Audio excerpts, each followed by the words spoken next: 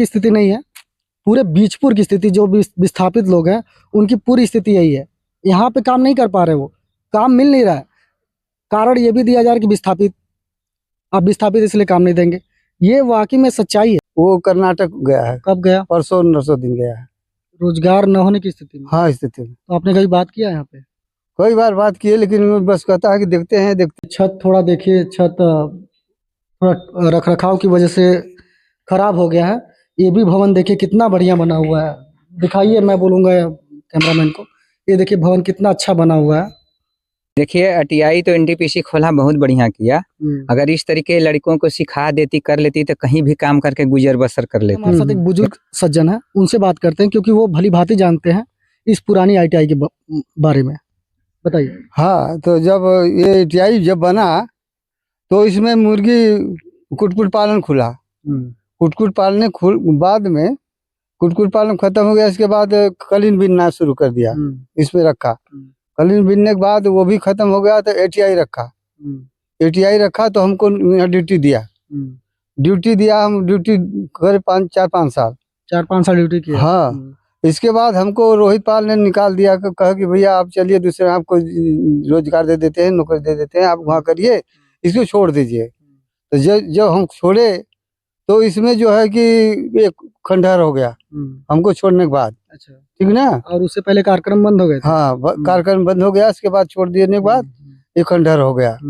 हमारा तनख्वाह भी नहीं दिया, 25,000 रुपया हमको निकाल कर दिया कि दूसरे यहाँ आपको काम देंगे, और दूसरे यहाँ काम भी नहीं दिया। तब से खंडहर हो गया ये। इनका कहने का मतलब है कि जब तक ये सेवा में थे तब तक सेवा दे रहे थे। हाँ। इनके सेवा देने से पहले ही जो कार्यक्रम संचालित हो रहे थे सीएसआर की मदद से, वो बंद कर दिए गए थे। फिर इनका भी ड्यूटी समाप्ति की ओर था, और एनटीपीसी ने कहा कि मतलब कोई अधिकारी है, उन्होंने कहा कि मतलब आप उसको ड्यूटी को छोड़ दीजिए, हम कहीं और जगह सेट कर देते हैं। यही कहे ना? हाँ, यही। हाँ। और इसके बाद जो है हम लोग जब उजाड़ रहा था हम लोग की, तो कहा कि हम ये पहला स्टेज जब आना था प्लांट, तो कहा कि हम दूसरे स्टेज में आप लोगों को नौकरी देंगे। अच्छा, तो मिली नौकरी? नहीं मिला नौकरी। अच्छा। आज दिन तक नहीं मिला नौकरी। मेरे बच्चे लोग भटक रहे हैं। कहाँ भटक रहा है? वो कर्नाटक चला गया लड़का। सब लोग कर्नाटक कहाँ जा रहे हैं, सब बच्चे हमारे। अच्छा, रोजगार ना होने के कारण काम के लिए जाते हैं। काम करता है कि देखते हैं काम देखते देखते नहीं मिलता है काम। तो बच्चे लोग क्या करेंगे, अपने बाल परिवार कैसे जिलाएंगे जब काम करेंगे? कितने लड़के हैं? हमारे लड़के 2 थे, स्वर्गवास दोनों हो गए हैं। हमारे एक नाती है। नाती कहाँ है अभी? वो कर्नाटक गया है। कब गया? परसों नरसों दिन गया है।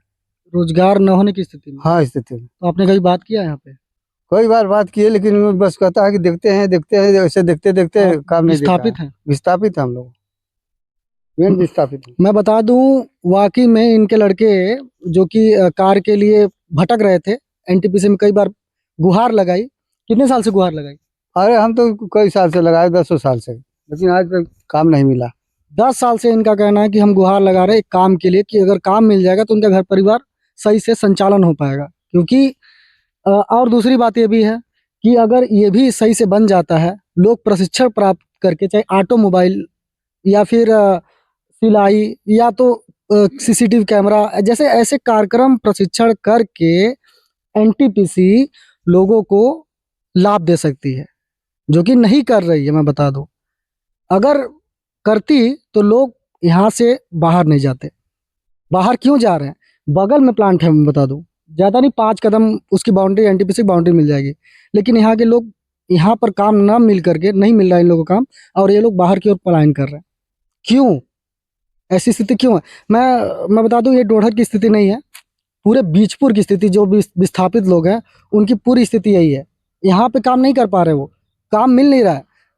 कारण ये भी दिया जा रहा है कि विस्थापित, अब विस्थापित इसलिए काम नहीं देंगे। ये वाकई में सच्चाई है। हम इस पर भी रिपोर्ट करेंगे और सच्चाई आप तक सामने लाएंगे। लेकिन इनका कहना है कि ये 10 साल से कार्य मांग रहा है, कार्य नहीं मिला तो इनका लड़का पलायन कर गया। चलिए, एक लोग और हैं, उनसे बात करते हैं यहाँ पे रोजगार की स्थिति क्या है।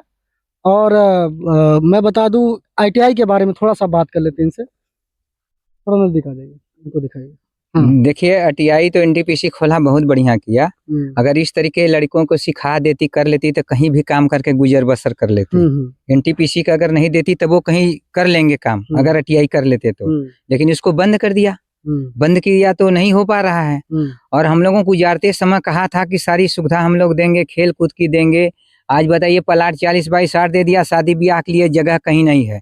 अगर इसको बंद करवा दिया, इसको साफ करवा दे, सही करवा दे, गांव की देख रेख में करवा दे तो शादी ब्याह का भी कितना बढ़िया जगह है, यहाँ आदमी कर सकता है। और बिजली पानी रोड नाली सब कहा था जिसे हम कॉलोनी रखेंगे उस तरीके पुनर्वास में रखेंगे। आज देखिए लाइट नहीं चल रही है, नहीं मिल पा रहा है ठीक ढंग से, एकदम 10 मिनट आधा घंटा 20 मिनट में कट जा रहा लाइट, इतनी प्रॉब्लम हो जा रही है। रोड लाइट तो इसे ही खंडर हो गई, नहीं जलता है। नाली सब भटका हुआ है, नहीं बना। अभी रोड देख रहे हैं आप कितना खराब हो गया, नहीं बन रहा है। यहाँ के लोगों के लिए एनटीपीसी उजाड़ ली, बाहर के लोग आके भले यहाँ जियर गुसर बसर कर रहे हैं, लेकिन यहाँ के लोग तबाह हो गए।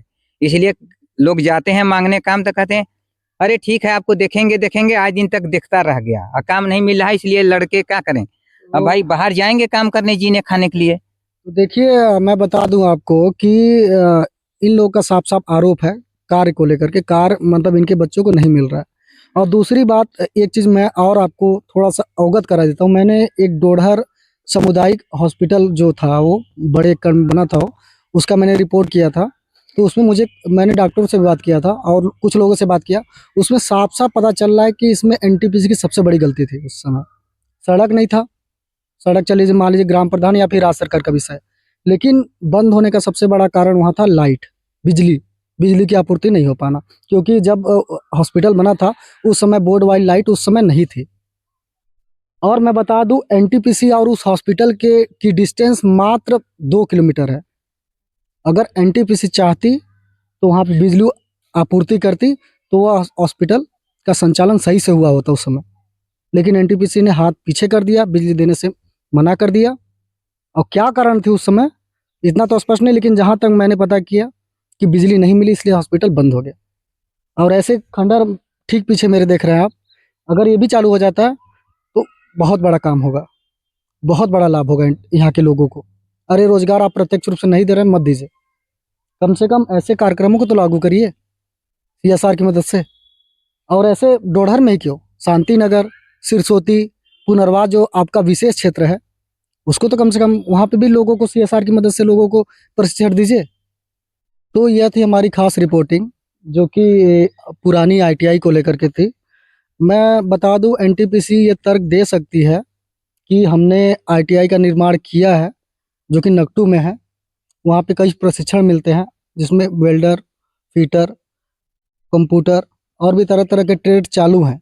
तो एनटीपीसी ये हवाला दे सकती है कि वहाँ पे आईटीआई तो इसकी ज़रूरत क्या है। मैं बता दूं इसकी ज़रूरत बहुत है। अगर यह सुचारू रूप से चालू हो जाता है, क्योंकि मुझे लग रहा है कि अनुमानित खर्च इसमें 2.5-5 लाख रुपए का हुआ होगा। और अंदर का मैंने नज़ारा दिखाया, काफ़ी अच्छे तरीके से है।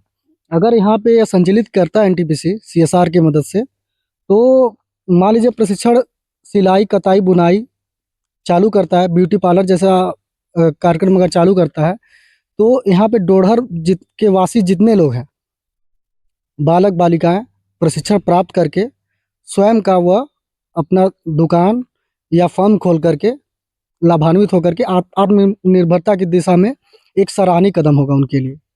जो कि अभी मैं देख रहा हूँ, भ्रमण कर रहा हूँ पूरे बीजपुर में, तो ऐसा कहीं नहीं है जो कि एनटीपीसी सीएसआर किसी भी तरीके से मदद कर रही है ग्रामीण वासियों के लिए।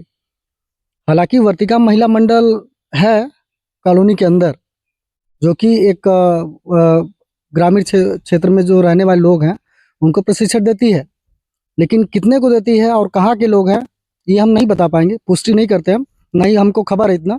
बस इतना पता है कि वर्तिका महिला मंडल ऐसे कार्यक्रम संचालित करती है। अगर वर्तिका महिला मंडल इसको अगर चालू कर देती है तो सीधा फायदा ग्रामीण इलाकों में जो रहने वाले छात्र छात्राएं हैं उनको मिलेगा। तो हमारी गुजारिश है, हम सिर्फ इतना कहेंगे इस रिपोर्ट के माध्यम से कि आप कृपया करके सीएसआर की मदद से इसको चालू करिए, ताकि अगर यह चालू हो जाता है तो इसका प्रत्यक्ष फ़ायदा यहाँ के रहने वाले लोगों को मिलेगा।